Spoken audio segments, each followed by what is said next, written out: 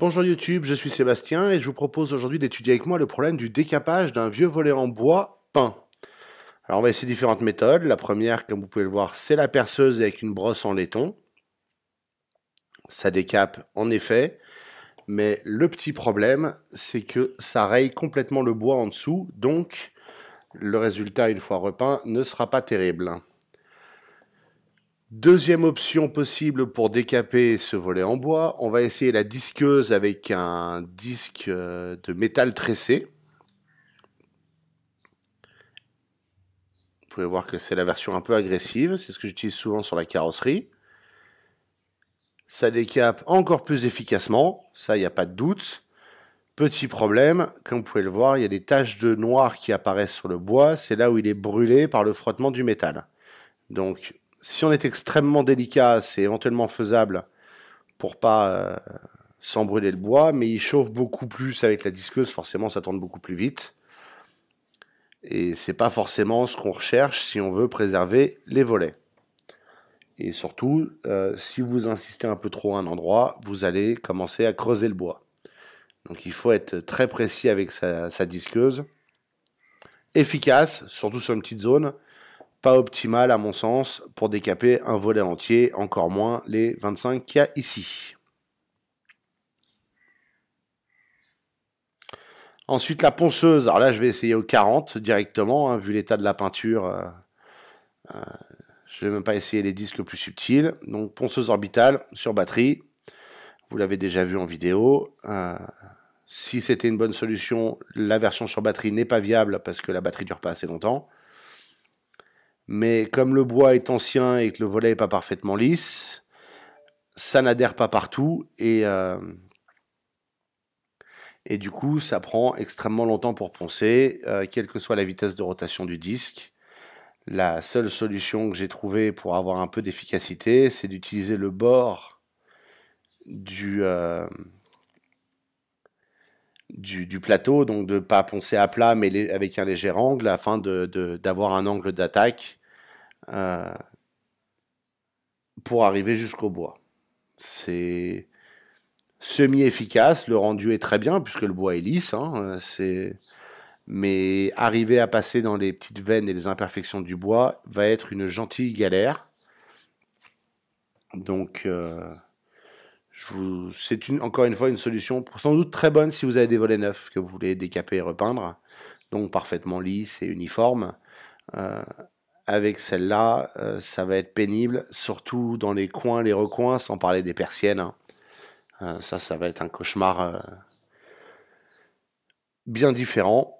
Mais voilà, le résultat de la ponceuse. Tout ça, c'est en temps réel, hein. J'accélère rien, comme ça vous pouvez voir le résultat et estimer le temps que ça vous prendra en fonction de ce que vous avez à poncer. Option suivante, le pistolet de sablage Metabo que vous avez déjà vu en vidéo, avec cette fois du bicarbonate de soude, branché à mon compresseur quartz que vous avez aussi vu en vidéo. Alors je pense que le compresseur est un peu léger, mais il fait plus ou moins le boulot quand même. Et donc là, j'essaye du bicarbonate de soude, et c'est pas flagrant, je suis à 4 bars, 4,5 peut-être même. Et vous pouvez voir que si ça souffle, on en prend plein la gueule et ça enlève pas beaucoup de peinture. Alors je soupçonne que ce pistolet ne soit pas adapté réellement au bicarbonate de soude en raison du diamètre du tube de sortie. Il faudrait trouver une buse plus fine, je pense. Mais la réalité reste que on consomme beaucoup de bicarbonate de soude en peu de temps. Là, j'ai augmenté la pression à 6 bars pour voir ce que ça donne. Mais le résultat n'est pas beaucoup plus probant, hein. Ça décape en effet, mais ça décape pas bien vite. Et la quantité de bicarbonate de soude consommée est non négligeable.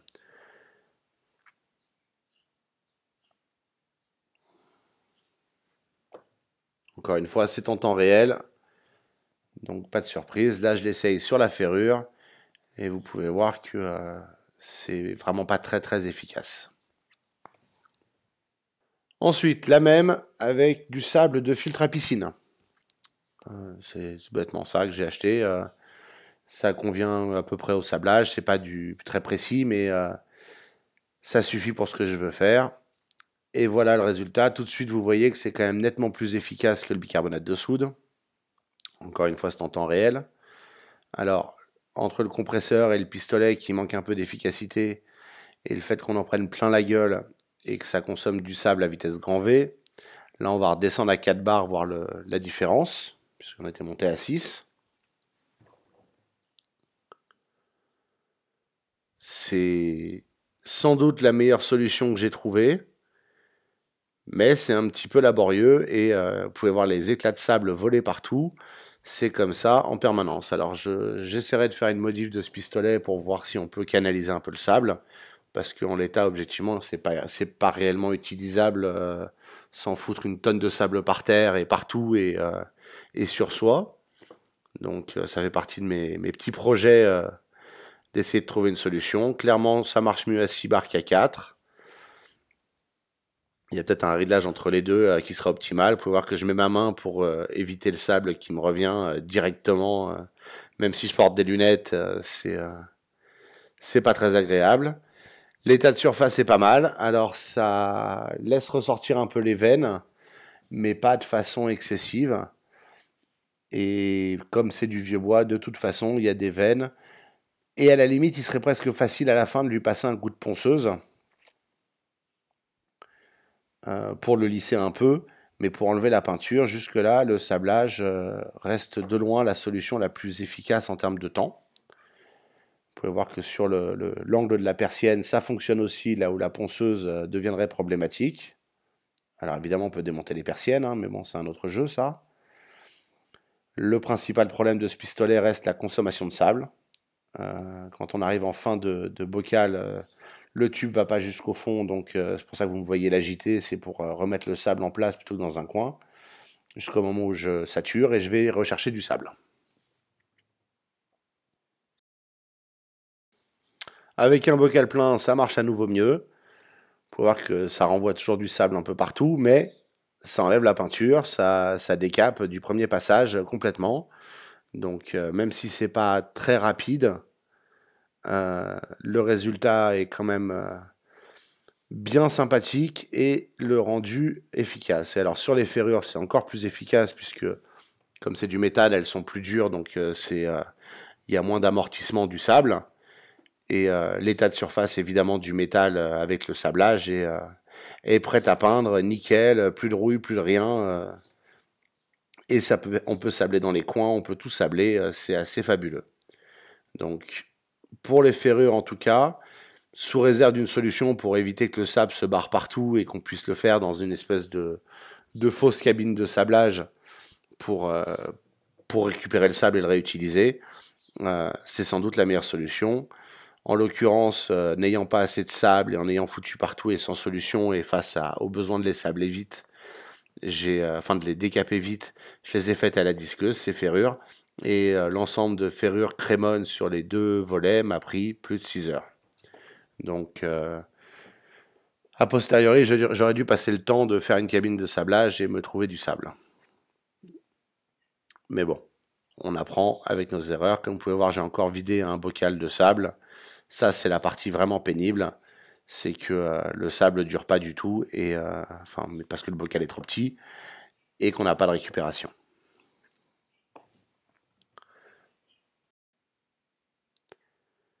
Étant donné que le sable me semble la solution la plus viable pour décaper des volets en bois, je vous le fais en un peu plus gros plan avec un autre bocal de sable. Donc ça fait 3 hein, si vous comptez, pour que vous voyez un peu mieux l'efficacité du processus.